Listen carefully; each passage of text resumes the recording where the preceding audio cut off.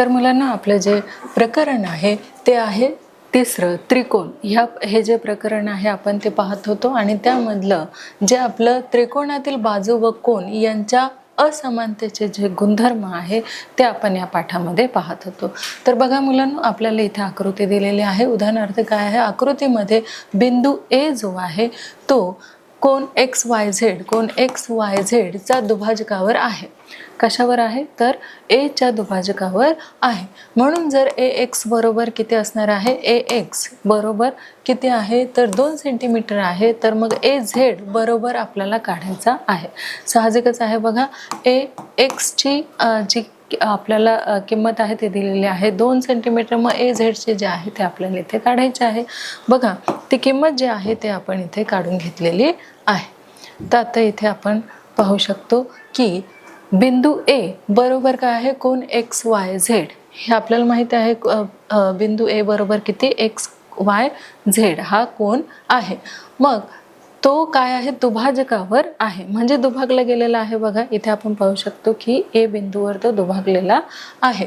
मग एक्स बरोबर किती दिलेला आहे तर ए एक्स बरोबर 2 सेंटीमीटर दिलेला आहे. मग आपल्याला ए झेड बरोबर जी किंमत आहे ते आपल्याला काढायची आहे. म्हणून कोण ए एक्स वाय व कोण ए झेड वाय मध्ये आपल्याला काय करायचं आहे, बघा ए एक्स वाय आणि ए झेड वाय मध्ये समीकरण 1 वरून आपल्याला ए वाय एक्स, आपल्याला ए वाय आणि एक्स समरूप काय आहे तर ए वाय झेड. ए वाय झेड हा त्याचा दोघेही जे कोण आहे ते कसे आहेत तर समरूप आहे. मग दुभाजकामुळे तयार झालेले हे कुठले कोण आहे तर एकरूपतेचे कोण आहे. मग रेख ए वाय आपण इथे पाहू शकतो, रेख ए वाय बरोबर समरूप काय येणार आहे तर रेख ए वाय ही येणार आहे, ही सामायिक बाजू आहे दोन कोणांची. मग इथे कोण एक्स वाय ए एक्स वाय, ए एक्स आणि वाय एकरूप कोण काय असणार आहे ए झेड वाय. हे काय आहे, दोघंही काटकोन आहेत. म्हणून त्रिकोण ए एक्स वाय एकरूप काय आहे ए झेड वाय. कशानुसार तर कोबाको या कसोटीनुसार हे दोन काय आहेत, कोण बाजू कोण असं आपण त्याला म्हणतो. मग बघा रेख ए झेड आपण बघू शकतो बरोबर काय आहे रेख ए एक्स. इथे आहे रेख ए एक्स, हे काय आहे एकरूप त्रिकोणाचे संगत बाजू आहेत. म्हणून रेख ए झेड जे आहे रेख ए झेड बरोबर किती तर 2 सेंटीमीटर ह्या आपल्याला इथे दिलेल्या आहेत. बघा म्हणजेच आपल्याला ए झेडची जी किंमत आहे ती मिळालेली आहे 2 सेंटीमीटर. आता आपण दुसरं जे उदाहरण आहे ते इथे अभ्यासणार आहोत. तर बघा आपल्याला जे दुसरं एक्झाम्पल दिलेलं आहे ते आहे त्रिकोण एफ ए एन. बघा त्रिकोण एफ ए आणि एन हे दिलेलं आहे आणि याच्या किमती देखील दिलेल्या आहे. बघा एफची दिलेली आहे, कोण एफची दिलेली आहे 80 अंश आणि कोण एची दिलेली आहे 40 अंश. तर त्रिकोणाच्या सर्वात मोठ्या व सर्वात लहान बाजूंचे नावं आपल्याला काय करायचं आहे तर सकारण जे आहे ते आपल्याला इथे लिहायचं आहे. मग आपण हे जे उदाहरण आहे ते बघा पुढील प्रमाणे सॉल्व करून घेतलेलं आहे. तर इथे आपल्याला एनची जी किंमत आहे ती काढायची आहे. एनची जी किंमत आहे ते आपण इथे काढून घेतलेलं आहे. बघा कशी, तर दिलेलं काय आहे आपल्याला त्रिकोण एफ ए एन. हा त्रिकोण जो आहे एफ ए एन हा त्रिकोण आपल्याला दिलेला आहे आणि त्यामध्ये बघा कोण एफ बरोबर किती आहे 80 अंश आणि कोण ए बरोबर किती आहे तर 40 अंश आहे. मग हे आहे समीकरण 1. त्रिकोण एफ ए एन मध्ये त्रिकोणाच्या आंतरकोनाची बेरीज ह्या प्रमाणानुसार आपण काय घेतलेलं आहे बघा, कोण एफ अधिक कोण ए अधिक कोण एन बरोबर किती तर 180 अंश. मग समीकरण 1 वरून किमती आपण ठेवलेल्या आहेत. तर बघा 80 अंश अधिक 40 अंश अधिक एनची किंमत माहीत नाही म्हणून तो जसाच्या तसा ठेवलेला आहे बरोबर किती तर 180 अंश. मग 120 हे यांची बेरीज किती झालेली आहे 120 बेरीज झालेली आहे अधिक एन बरोबर किती 180 अंश. म्हणून कोण एन बरोबर 180 अंश वजा 120 हे 20 इथे आपण घेतलेलं आहे म्हणून आलेलं आहे मायनस. तर मायनस केलेलं आहे आपण 180 मधून 120 किती आलेलं आहे तर 60 अंश आलेलं आहे. म्हणजेच कोण एन बरोबर किती आलेलं आहे तर कोण एन बरोबर आलेलं आहे 60 अंश. हे आपलं उदाहरण झालेलं आहे. आता त्यानुसार आपण ज्या पुढील किमती आहेत त्या देखील इथे काढून घेणार आहोत. बघा इथे त्रिकोण FAN मध्ये काय आहे, कोण F बरोबर 80 अंश, कोण A बरोबर 40 अंश आणि कोण N बरोबर आपल्याला किती मिळालेला आहे तर 60 अंश मिळालेला आहे. म्हणून त्रिकोणाच्या सर्वात मोठी जी बाजू आहे ती आहे AN, कारण कोण F हा कसा आहे 80 अंशाचा आहे आणि सर्वात लहान बाजू कुठली आहे FN आहे, कारण कोण A बरोबर किती तर 40 अंश. मग हे झालं आपलं उदाहरण. आता प्रत्येक भागात दाखवलेल्या 2-2 आकृत्यांना आकार जो आहे तो सारखा आहे. बघा इथे जे 2-2 आपल्याला आकृत्या दाखवलेल्या आहेत त्याचा आकार जो आहे तो कसा आहे तर सारखा आहे, परंतु त्या आकृत्या लहान मोठ्या आहेत म्हणजे त्या अशा सारख्या दिसणाऱ्या आकृत्यांना म्हणजे समान रूप असलेल्या आकृत्यांना काय म्हणतात तर समरूप असे म्हणतात. बघा ह्या 2 आकृत्या कशा आहेत एकसारख्या आहेत म्हणून त्यांना काय म्हटलं जातं तर समरूप असं म्हटलं जातं. इथे बघा ह्या दोन्ही आकृत्या कशा दिसतात तर एकसारख्या दिसतात म्हणून त्या कशा आहेत तर समरूप आहे. ह्या आकृत्या षटकोनाच्या आपण पाहू शकतो, दोन्ही आकृत्या कशा आहेत समरूप आहेत. ह्या देखील आकृत्या दोघे कशा आहेत तर समरूप आहे.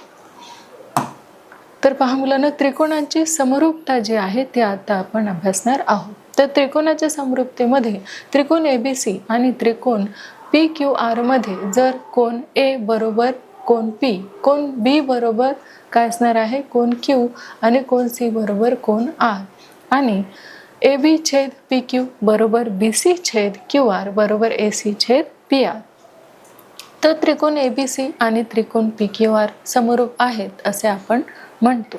मग त्रिकोण ABC आणि त्रिकोण PQR हे समरूप आहेत म्हणून समरूपतेचे चिन्ह बघा, त्रिकोण ABC समरूप त्रिकोण PQR असे आपण लिहितो. ज्या त्रिकोणाचे संगत कोण समान मापाचे असतात त्यांच्या संगत बाजूंचे गुणोत्तरे हे कशा असतात तर समान असतात. म्हणजेच त्यांच्या संगत बाजू ह्या कशा असतात तर एकच प्रमाणात त्या असतात. हे आपण इथे अभ्यासलेलं आहे. आता पुढील जे उदाहरण आपण घेणार आहोत ते इथे लक्षात ठेवणार आहोत आपण की 2 त्रिकोणांचे संगत कोण समान असतात तेव्हा ते त्रिकोण कसे असतात तर समरूप असतात. मग 2 त्रिकोण समरूप असतात तेव्हा त्यांच्या संगत बाजू प्रमाणात असतात व संगत कोण कसे असतात तर ते देखील एकरूप असतात. हे आपल्याला नेहमी लक्षात ठेवायचं आहे. त्यासाठी आपण बघा इथे एक एक्झाम्पल घेतलेलं आहे आणि ते असं आहे की आकृतीमध्ये त्रिकोण ABC आणि त्रिकोण PQR हे दाखवलेले आहे. त्या त्रिकोणात दाखवलेल्या माहितीचे निरीक्षण आपल्याला करायचे आहे आणि त्यावरून ज्याची लांबी दिलेली नाही त्या बाजूंची जी लांबी आहे ते आपल्याला काढायची आहे.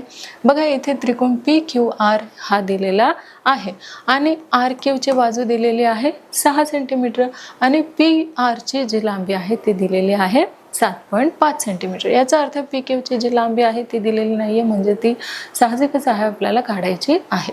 तसेच त्रिकोण ABC यामध्ये AB ची लांबी 3 दिलेली आहे, BC ची लांबी 4 दिलेली आहे म्हणजेच AC ची जी लांबी आहे ती साहजिकच आहे आपल्याला काढायची आहे. तर बघा आपण ती इथे अशा प्रकारे लांबी जी आहे काढून घेतलेली आहे. तर इथे आपण बघू शकतो की प्रत्येक त्रिकोणाच्या कोनांची बेरीज ही किती असते आपल्याला माहित आहे ती असते 180 अंश. मग दिलेली जी माहिती आहे ती तर बघा काय असणार आहे की कोण A बरोबर काय आहे कोण P आणि कोण B बरोबर कोण Q बरोबर काय असणार आहे कोण C बरोबर कोण R. मग त्रिकोण ABC आणि त्रिकोण PQR चे जे समकोन त्रिकोण आहेत ते त्यांच्या बाजू कशा असतात एका प्रमाणात असतात म्हणून आपण AB छेद PQ बघा इथे AB छेद काय PQ ह्या बाजू ज्या आहेत त्या कशा आहेत प्रमाणात आहेत म्हणून BC छेद आपण काय घेतलेला आहे QR घेतलेला आहे आणि AC छेद PR ह्या ज्या बाजू आहेत ह्या त्रिकोणांच्या कशा आहेत तर त्या प्रमाणात बाजू आहेत आणि त्या बाजू ज्या आहेत आपण इथे घेतलेल्या आहेत. तर आपण इथे पाहू शकतो ज्या बाजू प्रमाणातील आपण घेतलेल्या आहेत त्याच्या किमती आपण इथे टाकून घेणार आहोत. बघा 3 छेद PQ बरोबर 4 छेद 6 बरोबर AC छेद 7.5 ह्या किमती आपण इथे घेतलेल्या आहेत. मग 4 गुणिले काय येणार आहे PQ बरोबर किती तर 18. मग PQ बरोबर 18 छेद 4 ने आपण 18 ला भाग दिलेला आहे उत्तर आलेला आहे 4.5. तसेच 4 गुणिले AC बरोबर किती 7.5 गुणिले काय आलेलं आहे 4 आलेला आहे. त्याचा जो गुणाकार आहे आपण पुढील प्रमाणे इथे करून घेणार आहोत. तर बघा इथे 6 गुणिले AC बरोबर किती 7.5 गुणिले 4. मग AC बरोबर 7.5 गुणिले 4 छेदस्थानी किती आलेले आहेत तर 6 आलेले आहेत. त्यांचा गुणाकार आपण केलेला आहे 30/6. 6ने आपण 30ला भागायचं आहे. आपलं उत्तर आलेलं आहे 6 पंचे 30. 6 एक 6, 6 पंचे 30 म्हणजेच 5 हे जे आहे ते आपलं उत्तर आलेलं आहे. आता जे दुसरे उदाहरण आहे इथे आपण ते घेणार आहोत. तर बघा जे दुसरं उदाहरण आहे ते आहे जर त्रिकोण XYZ समरूप त्रिकोण LMN तर त्यांचे एकरूप असणारे संगत कोण लिहा आणि संगत बाजूंचे जे गुणोत्तर आहे ते सुद्धा आपल्याला लिहायचे आहे.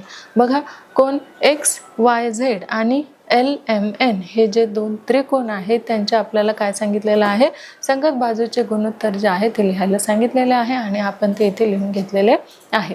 बघा आपल्याला काय दिलेलं आहे की त्रिकोण XYZ समरूप त्रिकोण LMN हे जे दोन त्रिकोण आहेत ते कसे आहेत तर समरूप आहेत.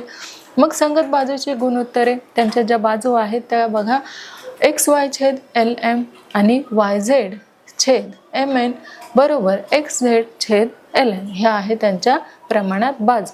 मग एकरूप संगत कोण कुठले आहे तर कोण X एकरूप कोण L, कोण Y एकरूप कोण M आणि कोण Z एकरूप कोण काय येणार आहे N हा आलेला आहे. पहा मुलांना अशा प्रकारे आपण हा जो आपला तिसरा पाठ आहे त्रिकोण या पाठामध्ये आपण काय शिकलेलो आहोत तर या पाठामध्ये आपण त्रिकोणाच्या दुरुस्त आंतरकोणाचे जे प्रमेय आहे ते शिकलेलो आहोत. तसेच एकरूपता समद्विभुज त्रिकोणाचे प्रमेय ते देखील आपण अभ्यासलेलं आहे. 30°, 60° आणि 90° मापाच्या त्रिकोणाचे गुणधर्म सुद्धा आपण अभ्यासलेलं आहे आणि मध्यगा व त्यांचा गुणधर्म दुभाजकाचे काही प्रमेय तसेच समरूप त्रिकोण इत्यादींचा अभ्यास आपण काय केलेला आहे तर या पाठामध्ये केलेला आहे. तिसरं जे प्रकरण आहे आपले त्रिकोण या पाठामध्ये या सर्व घटकांचा जो अभ्यास आहे तो आपण अभ्यासलेला आहे. तर बघा मुलांनो अशा प्रकारे आपण तिसरं जे प्रकरण आहे त्रिकोण त्याचा जो अभ्यास आहे तो आपला पूर्ण झालेला आहे. आता सराव, खेळ, परीक्षा आणि प्रश्न उत्तरे या आधारे देखील आपण काय करणार आहोत तर हा जो पाठ आहे प्रकरण तिसरं त्रिकोण हे आपण अधिक चांगल्या पद्धतीने समजून घेणार आहोत. तर बघा मुलांना याचा सराव आपण घेणार आहोत आणि सरावामध्ये आपल्याला काही प्रश्न उत्तरे जे आहे ते विचारले जाणार आहे आणि त्या प्रश्नानुसार आपल्याला काय करायचं आहे तर त्यासाठी आपल्याला 2 ऑप्शन दिले जातील आणि आपल्याला योग्य ऑप्शन जे आहे ते सिलेक्ट करायचं आहे. बघा आपला जो पहिला ऑप्शन आहे तो आहे एका त्रिकोणाच्या 2 भुजा 5 सेंटीमीटर व 1.5 सेंटीमीटर असतील तर त्रिकोणाच्या तिसऱ्या भुजेची जी लांबी आहे ती किती असणार आहे. बघा 4.1 सेंटीमीटर की 3.4 सेंटीमीटर काय असणार आहे सांगा बघू. अगदी बरोबर ती असणार आहे 3.4 सेंटीमीटर हे आपलं योग्य आन्सर आलेला आहे. आता आपला जो पुढचा प्रश्न आहे तो आपण अभ्यासणार आहोत की त्रिकोणाच्या बाह्यकोन हा त्याच्या प्रत्येक दुरुस्त आंतरकोनापेक्षा डॅश असतो, तो मोठा असतो की लहान असतो हे 2 ऑप्शन आपल्याला दिलेलं आहे. मग आपलं योग्य ऑप्शन काय असणार आहे. अगदी बरोबर मोठा असतो हे काय आहे आपलं योग्य आन्सर आलेला आहे. आणि आपला जो पुढचा प्रश्न आहे तो आपण घेतलेला आहे की त्रिकोणाच्या सर्व कोनांची जी बेरीज आहे ती किती असते. साहजिकच आहे आपल्याला माहिती आहे ती 180° असणार आहे की 360°. अगदी बरोबर ते असणार आहे 180°. आणि आपला जो पुढचा प्रश्न आहे तो असा आहे की जर त्रिकोणाच्या दुरुस्त आंतरकोनाची बेरीज 110° असेल तर बाह्य कोनांचे माप जे आहे ते किती असणार आहे.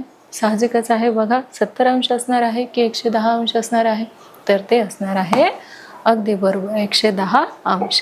आणि आपला जो पुढचा प्रश्न आहे तो असा आहे की त्रिकोणाच्या बाजू एकाच दिशेने वाढवल्यास होणाऱ्या बाह्य कोनांची जी बेरीज आहे ती किती असते. ती 180° असते की 360° असते. किती असते. अगदी बरोबर 360° जी आहे एवढी असते. आणि आपला जो पुढचा प्रश्न आहे तो आहे जर एक त्रिकोण उचलून दुसऱ्या त्रिकोणावर ठेवल्यावर तंतोतंत जुळला तर ते 2 त्रिकोण डॅश असतात, ते एकरूप असतात की समरूप असतात. अगदी बरोबर ते कसे असतात तर एकरूप असे असतात. आणि आपला जो पुढचा प्रश्न आहे तो आपण अभ्यासणार आहोत की त्रिकोण ABC, त्रिकोण PQR या दोन काटकोन त्रिकोणात त्रिकोण B, त्रिकोण Q हे काटकोन असून दोन्ही त्रिकोणाचे जे कर्ण आहे ते कसे आहेत समान, आणि AB बरोबर PQ असेल तर ते त्रिकोण एकरूप असतात. या गुणधर्माला डॅश कसोटी म्हणतात. तर कुठली कसोटी त्याला म्हटलं जातं? त्याला बाकोबा कसोटी म्हणणार की कर्णभुजा म्हणणार? अगदी बरोबर, त्याला काय म्हणणार आहोत तर कर्णभुजा कसोटी असे आपण म्हणणार आहोत. आपला जो पुढचा प्रश्न आहे तो असा आहे की त्रिकोणाचे तिन्ही बाजू आणि तिन्ही कोन एकरूप असतील तर प्रत्येक कोणाचे माप हे डॅश असते. मग ते 130 अंश असणार आहे की 60 अंश असणार आहे? अगदी बरोबर, ते कसे असणार आहे तर 60 अंश हे असणार आहे. आणि आपला जो पुढचा प्रश्न आहे तो असा आहे की जर काटकोन त्रिकोणाचे लघुकोन 30 अंश व 60 अंश असतील तर 30 अंशच्या कोनासमोरील बाजू कर्णाच्या डॅश असते. मग ते दुप्पट असते की निम्मी असते? सांगा पाहू. अगदी बरोबर, ते असते निम्मी असते. आणि आपला जो शेवटचा प्रश्न आहे तो आपण घेणार आहोत की काटकोन त्रिकोणात कर्णावर काढलेल्या मध्यगेची लांबी कर्णाच्या डॅश असते. मग ती सारखी असते की निम्मी असते? सांगा पाहू. अगदी बरोबर, ती कशी असते तर निम्मी असते. आणि अशा प्रकारे आपलं जे आन्सर आहे ते आपलं राईट आलेले आहेत. सगळेच्या सगळे आन्सर जे आहेत तुम्ही अगदी योग्य दिलेले आहे. आणि अशा प्रकारे आपलं जे तिसरं प्रकरण आहे त्रिकोण, याचा सराव देखील आपला पूर्ण झालेला आहे. आता खेळाच्या माध्यमातून सुद्धा आपण काय करणार आहोत तर हे प्रकरण जे आहे ते अगदी छान पद्धतीने समजून घेणार आहोत. तर बघा, इथे आपल्याला 5 खेळ दिलेले आहे आणि त्यापैकी एक खेळ जो आहे तो आपल्याला सिलेक्ट करायचा आहे. बघा, इथे आपण क्रिकेट हा जो खेळ आहे तो आपण इथे सिलेक्ट करूया. आणि त्यामध्ये बघा, पहिला जो आपल्याला क्वेश्चन विचारला जाईल त्याचे आपल्याला काय देणार आहे तर 4 ऑप्शन जे आहे ते देण्यात येतील. त्यापैकी योग्य आन्सर जे आहे ते आपल्याला सिलेक्ट करायचं आहे. तर बघा, त्रिकोण TPQ मध्ये कोण T बरोबर किती 65 अंश, कोण P बरोबर 95 अंश, तर खालील विधानांपैकी सत्य विधान कोणते आहे हे आपल्याला सांगायचं आहे. मग त्यासाठी पहिलं जे आपल्याला ऑप्शन दिलेलं आहे ते आहे PQ हा TP पेक्षा कसा आहे लहान आहे. दुसरं आहे PQ TP पेक्षा लहान आहे आणि TP पेक्षा PQ हा कसा आहे मोठा आहे. मग PQ हा TQ पेक्षा लहान आहे तर TQ हा TP पेक्षा कसा आहे लहान आहे आणि TP हा PQ पेक्षा कसा आहे तर लहान आहे. मग आपले योग्य उत्तर काय असणार आहे सांगा बघू. अगदी बरोबर, ते असणार आहे PQ हा कसा आहे तर लहान आहे TQ पेक्षा. हे आपलं योग्य उत्तर आलेलं आहे. आणि आपला जो पुढचा प्रश्न आहे तो असा आहे त्रिकोण PQR मध्ये PQ बरोबर 10 सेंटीमीटर, QR बरोबर 12 सेंटीमीटर, PR बरोबर 8 सेंटीमीटर, तर या त्रिकोण सर्वात मोठा जो कोन आहे तो कोणता असणार आहे? पहिलं जे ऑप्शन आहे ते आहे कोन P, दुसरं आहे कोन Q, तिसरं आहे कोन R. आणि सर्व कोन कसे असतात सारखे असतात. मग आपलं योग्य आन्सर काय आहे? अगदी बरोबर, कोन P हे आपलं काय आहे योग्य आन्सर आलेलं आहे. आणि आपला जो पुढचा प्रश्न आहे तो आहे त्रिकोण ABC आणि त्रिकोण PQR समरूप आहेत यांना कसे दाखवतात? तर बघा, त्रिकोण ABC समरूप त्रिकोण PQR. दुसरा आहे त्रिकोण ABC बरोबर त्रिकोण PQR. त्रिकोण ABC समरूप त्रिकोण PQR आणि त्रिकोण ABC लंबरूप त्रिकोण PQR. मग आपलं योग्य आन्सर काय असणार आहे? अगदी बरोबर, त्रिकोण ABC समरूप त्रिकोण PQR हे आपलं काय आहे योग्य आन्सर आलेलं आहे. आणि आपला जो पुढचा प्रश्न आहे तो असा आहे काटकोन त्रिकोणात कर्णाची लांबी 15 असेल तर त्यावर काढलेल्या मध्यगेची जी लांबी आहे ती आपल्याला सांगायची आहे. ती किती असणार आहे बघा, 4.5, 5, 7 की 7.5? काय असणार आहे? अगदी बरोबर, ते असणार आहे 7.5 एवढे असणार आहे. आणि आपला जो पुढचा प्रश्न आहे तो आहे त्रिकोण PQR मध्ये जर कोन R हा कोन Q पेक्षा कसा आहे मोठा असेल तर डॅश असेल. बघा, इथे QR हा PR पेक्षा मोठा असेल, PQ हा PR पेक्षा मोठा असेल, PQ हा PR पेक्षा लहान असेल की QR हा कसा असेल PR पेक्षा लहान असेल. तर मग आपले योग्य आन्सर काय येणार आहे? अगदी बरोबर. पी क्यू हा पी आरपेक्षा कसा असणार आहे, मोठा असणार आहे. हे आपलं योग्य आन्सर आलेलं आहे. आणि आपला जो पुढचा प्रश्न आहे तो आहे रेषाखंडाच्या लंबदुभाजकावरील प्रत्येक बिंदू हा त्या रेषाखंडाच्या सत्यबिंदूपासून डॅश अंतरावर असतो. बघा, पाव, समान, निम्म्या की अर्ध्यापेक्षा जास्त. मग काय योग्य उत्तर येणार आहे? अगदी बरोबर, समान जे आहे हे आपलं योग्य उत्तर आलेलं आहे. आणि आपला जो पुढचा प्रश्न आहे तो आहे दोन त्रिकोणाचे संगत कोन समान असतात तेव्हा ते त्रिकोण डॅश असतात. ते बघा, एकरूप असतात, स्वरूप असतात, समान असतात की समरूप असतात. सांगा पाहू काय असतात? अगदी बरोबर, ते असणार आहेत तर पहा मुलांना, आपला जो प्रश्न आहे तो असा आहे की दोन त्रिकोणाचे संगत कोन समान असतात तेव्हा ते त्रिकोण डॅश असतात. ते एकरूप असतात, स्वरूप असतात, समान असतात की समरूप असतात. अगदी बरोबर, ते कसे असतात तर समरूप असतात. आणि आपला जो पुढचा प्रश्न आहे तो आहे समभुज त्रिकोण सम डॅश त्रिकोण असते. बघा, यासाठी आपल्याला 4 ऑप्शन दिलेले आहे. पहिला दिलेला आहे बाजू, कोन, बाहू आणि रूप. मग आपलं योग्य आन्सर आहे अगदी बरोबर, कोन हे जे आहे आपलं योग्य आन्सर आहे. आणि आपला जो पुढचा प्रश्न आहे तो आहे एका त्रिकोणाच्या दोन भुजा 5 सेंटीमीटर व 1.5 सेंटीमीटर असतील तर त्रिकोणाच्या तिसऱ्या भुजेची लांबी डॅश असते. बघा, काय असते ती? 3.4 सेंटीमीटर, 3.8 सेंटीमीटर, 4.1 सेंटीमीटर की 5.7 सेंटीमीटर. मग आपले योग्य आन्सर काय आहे? अगदी बरोबर, 3.4 सेंटीमीटर हे आपले योग्य आन्सर आहे. आणि आपला जो पुढचा प्रश्न आहे तो आहे त्रिकोणाचे शिरोबिंदू व त्याच्या समोरील बाजूंच्या मध्यबिंदू यांना जोडणारा रेषाखंड म्हणजे त्या त्रिकोणाची डॅश होय. ती मध्यगा असणार आहे, मध्य असणार आहे, मध्यमान असणार आहे की उंची असणार आहे? सांगा पाहू योग्य आन्सर काय आहे? तर मध्यगा हे आपली योग्य आन्सर आलेलं आहे. तर पहा मुलांना, अशा प्रकारे खेळाच्या माध्यमातून सुद्धा आपले जे तिसरं प्रकरण आहे त्रिकोण हे आपण अभ्यासलेलं आहे. आता थोडक्यात आपण त्यावर परीक्षा देखील घेणार आहोत आणि आपण हे देखील जाणून घेणार आहोत की आपल्याला हे प्रकरण कितपत समजलेलं आहे. तर बघा, आपला जो पहिला प्रश्न आहे तो आहे त्रिकोण TPQ मध्ये जो कोन T आहे तो आहे 65 अंश आणि कोन P जो आहे तो आहे 95 अंश. तर इथे आपल्याला सांगितलेलं आहे की या विधानांपैकी सत्य विधान हे कोणते आहे हे आपल्याला इथे सांगायचं आहे. 4 ऑप्शन त्यासाठी आपल्याला इथे दिलेले आहेत. बघा, पहिलं जे ऑप्शन दिलेलं आहे ते आहे PQ हा TP पेक्षा लहान आहे. PQ हा TP पेक्षा लहान आहे आणि TP हा PQ पेक्षा कसा आहे? लहान आहे. मग PQ हा TQ पेक्षा कसा आहे? तर लहान आहे. मग TQ हा TP पेक्षा लहान आणि PQ हा TP पेक्षा कसा आहे? तर मोठा आहे. मग आपले योग्य आन्सर काय आहे? अगदी बरोबर, PQ हा TQ पेक्षा कसा आहे? तर लहान आहे. म्हणजे हे आपला आलेलं आहे योग्य आन्सर. आणि आपलं जे पुढचा प्रश्न आहे तो आहे एका त्रिकोणाच्या दोन भुजा 5 सेंटीमीटर व 1.5 सेंटीमीटर असतील तर त्रिकोणाच्या तिसऱ्या भुजेची जी लांबी आहे ती डॅश नसेल. बघा, 3.4 सेंटीमीटर, 3.8 सेंटीमीटर, 4.1 सेंटीमीटर की 5.7 सेंटीमीटर. किती असणार आहे सांगा बघू?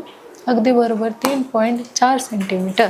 आणि पुढचा जो आपला प्रश्न आहे तो असा आहे की त्रिकोण PQR मध्ये PQ बरोबर 10 सेंटीमीटर, QR बरोबर 12 सेंटीमीटर आणि PR बरोबर 8 सेंटीमीटर तर त्रिकोणाचा सर्वात मोठा कोन कोणता हे आपल्याला सांगायचं आहे.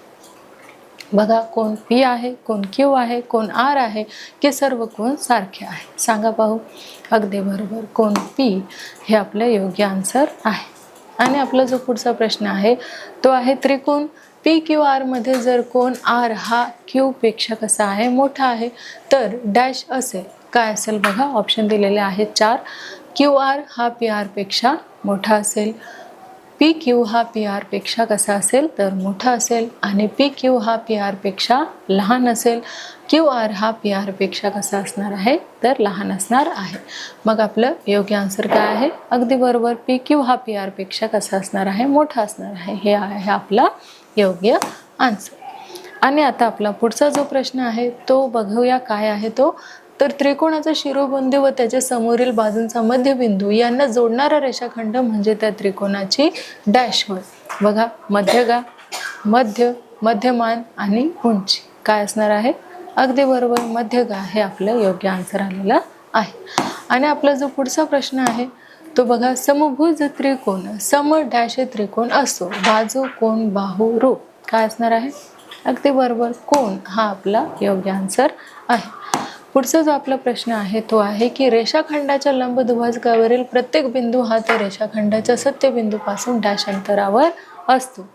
पाव, समान, निम्म्या आणि अर्ध्यापेक्षा जास्त. मग आपलं योग्य उत्तर काय आहे? अगदी बरोबर, समान हे आपलं योग्य उत्तर आहे. आणि आपला जो पुढचा प्रश्न आहे तो आहे, काटकोन त्रिकोणात कर्णाची लांबी 15 असेल तर त्यावर काढलेल्या मध्यगाची लांबी आपल्याला काढायची आहे. ती बघा 4 ऑप्शन आपल्याला दिलेले आहे, त्यापैकी योग्य जे आहे आन्सर ते आपल्याला सिलेक्ट करायचं आहे. बघा 4.5, 5, 7 की 7.5 कुठलं असणार आहे? अगदी बरोबर, 7.5 हे आपलं योग्य आन्सर आहे. आणि आपला जो पुढचा प्रश्न आहे तो आहे, त्रिकोण ABC आणि त्रिकोण PQR समरूप आहेत यांना कसे दाखवतात? तर त्यांचं जे चिन्ह आहे, हे साइन आहे, ते कुठलं असणार आहे?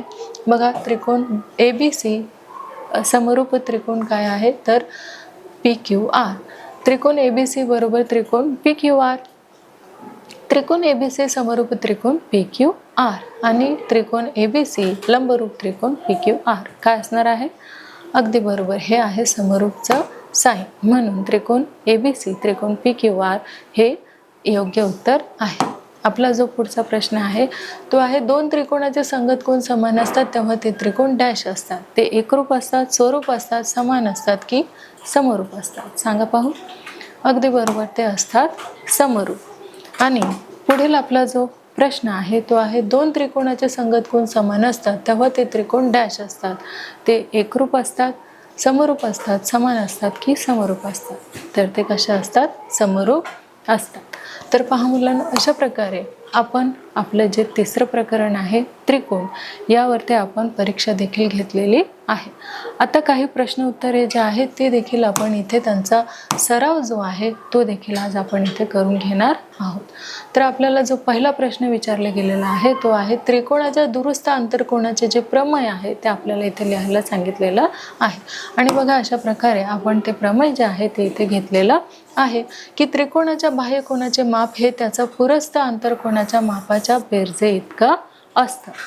आणि आपला जो पुढचा प्रश्न आहे तो आहे, एका त्रिकोणाच्या कोनांच्या मापाचे गुणोत्तर 3, 2, 4 आहे तर त्याच्या सर्व कोनांची मापे आपल्याला काढायची आहे. बघा, इथे आपण ती काढून घेतलेली आहे की त्या कोनांची मापे जी आहे ती आहे 3x. जसं आपल्याला इथे काय करायला सांगितले आहे तर त्या कोनांची जी मापे आहे ते आपल्याला इथे काढून घ्यायला सांगितलेले आहे, म्हणून 3x, 2x, 4x असे आपण ते मांडणार आहोत. मग 3x अधिक 2x अधिक 4x बरोबर किती? तर 180 अंश. मग 9x बरोबर किती? तर 180 अंश. आणि x बरोबर किती आलेला आहे? आपण 9ने 180ला भाग दिलेला आहे. 9 1 9, 9 2 18, 2 इथे घेतले आणि हा 0 इथे घेतलेला आहे. x बरोबर आलेला आहे 20 अंश. मग 3x बरोबर किती? 3 गुणिले 20. 20 त्रिक किती आलेले आहे? 60 अंश. मग 2x बरोबर 2 गुणिले 20. 20 दुने 40 अंश. 4x बरोबर 4 गुणिले 20 आणि 20 चौक किती आलेले आहे? तर 80 अंश. म्हणजेच त्रिकोणाच्या सर्व कोनांची मापे बघा किती आलेली आहे? तर 60 अंश, 40 अंश आणि 80 अंश एवढी आलेली आहे. आपला जो पुढचा प्रश्न आहे तो आहे, रेषाखंड एकरूप कधी असतात? तर पाहूया आपण, रेषाखंड एकरूप कधी असतात?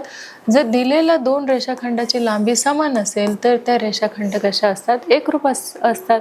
जसं आपण मागील जे उदाहरणे घेतलेले होते, सोडवलेले होते, त्यामध्ये रेषा L, रेषा M ह्या कशा होतात? तर त्या समान लांबीच्या होत्या, म्हणून त्या कशा होत्या? तर एकरूप अशा होत्या. आणि आपला जो पुढचा प्रश्न आहे तो आहे, रेषाखंडाच्या एकरूपतेचे गुणधर्म आपल्याला लिहायचं आहे. बघा, ते आपण इथे लिहून घेतलेलं आहे की रेषाखंडाच्या एकरूपतेचे किती गुणधर्म आहेत? तर 3 गुणधर्म आहेत. पहिलं गुणधर्म बघा काय आहे की परावर्तनता. म्हणजेच काय? रेख AB एकरूप रेख AB. समीपता, ती बघा काय आहे?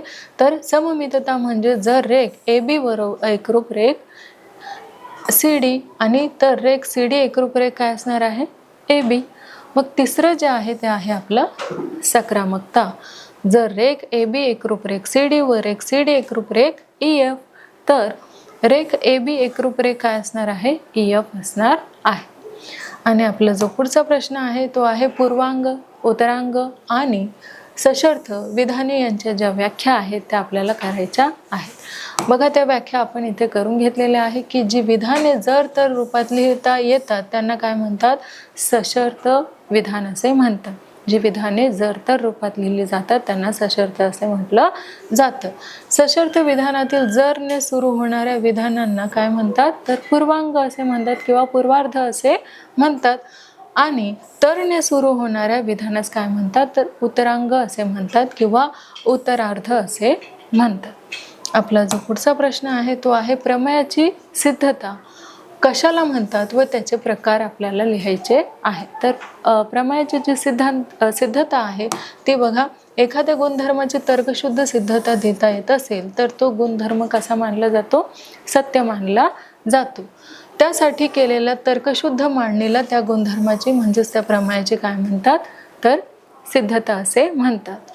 सिद्धतेचे प्रत्यक्ष आणि अप्रत्यक्ष असे दोन प्रकार पडतात. सिद्धतेचे किती प्रकार पडतात? ते दोन प्रकार. पहिला आहे प्रत्यक्ष आणि दुसरा आहे अप्रत्यक्ष.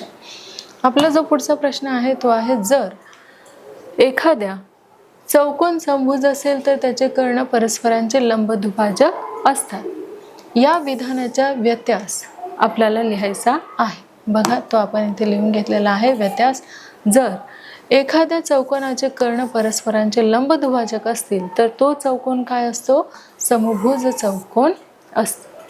आणि आपला जो पुढचा प्रश्न आहे तो आहे जर पी ही 2 पेक्षा मोठी मूळ संख्या असेल तर पी ही विषम संख्या असते.